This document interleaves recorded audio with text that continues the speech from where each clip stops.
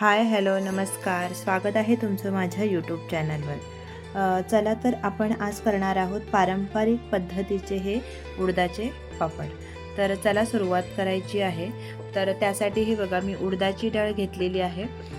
साधारणतः 3 किलो उडदाची डाळ आहे आणि त्यासाठी 1 किलो मुगाची डाळ घेतलेली आहे।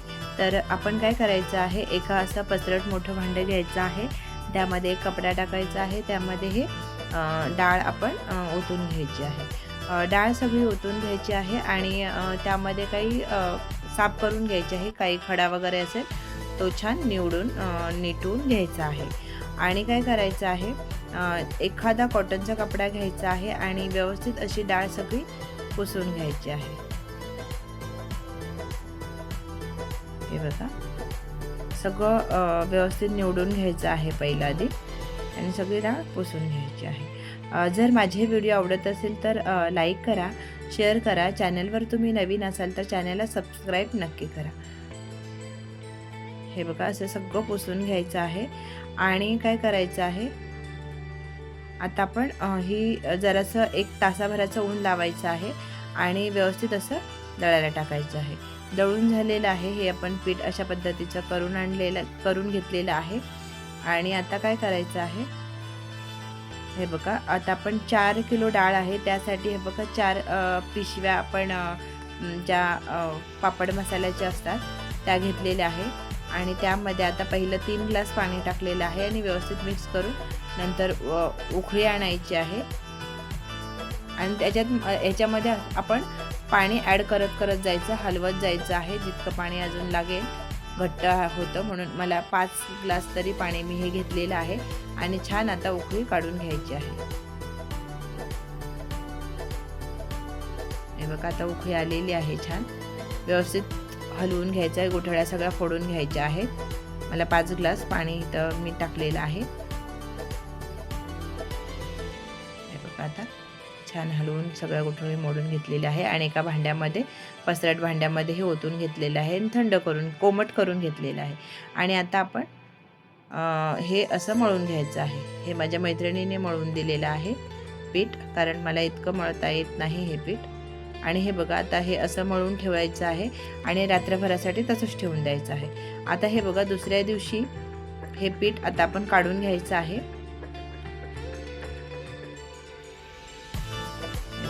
हे पीठ मला मळता येत नाही, तर म्हणजे व्यवस्थित असं घट्ट, तर माझ्या मैत्रिणीने हे मळून दिलेलं आहे। आता काय करायचं आहे, हे पिठाचा एक गोळा घ्यायचा आहे आणि चेचून त्याला असं सॉफ्ट करून घ्यायचं आहे, कारण हे खूप असं घट्ट मळलेलं असतं।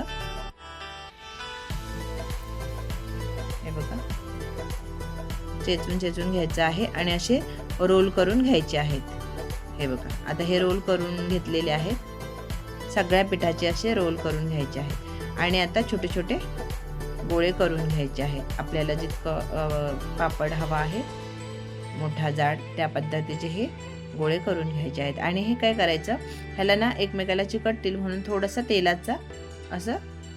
तेलाचा हात पुसून घ्यायचा आहे। आता हे बघा त्याच्यातला एक गोळा घेतलेला आहे आणि असा वळून घ्यायचा आहे या पद्धतीने।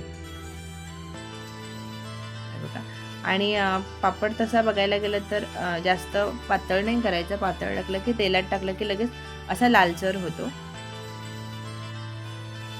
जास्त जाड पण नाही ठेवायचा आणि जास्त पातळ पण नाही ठेवायचा, मीडियम साईजचा हा पापड लाटून घ्यायचा आहे। आता हे पापड सगळे लाटून घेतलेले आहेत आणि काय करायचं आहे, हे बघा आता असेच ठेवून द्यायचे आहे। दुसऱ्या दिवशीचं जे सकाळचं ऊन असतं ते उन्हाला हे ठेवून द्यायचे आहेत। तासभरासाठी हे ऊन लावून घ्यायचं आहे या पापडांना। आणि हे बघा आता झालेले आहेत चांगले वाळून पापड। हे बघा छान वाळून झालेले आहेत। आता काय करायचं आहे, आता आपण तळून दाखवणार आहोत। तर त्यासाठी आपण ही कढई घेतलेली आहे, कढईमध्ये तेल टाकून तेल गरम करायला ठेवलेलं आहे। तेल तापून झालेलं आहे की आपण हा पापड तळून घेऊयात। हे बघा छान पापड झालेले आहेत। हे बघा खूप छान पद्धतीत हे चवीला खूप छान झालेले आहेत। तर नक्की तुम्ही करून बघा। चला तर वेळात वेळ काढून माझा व्हिडिओ पाहिल्याबद्दल मनापासून धन्यवाद. तर चला मग उद्या आपण एखाद्या नवीन रेसिपीसोबत नवीन व्हिडिओसोबत भेटू. तोवर धन्यवाद.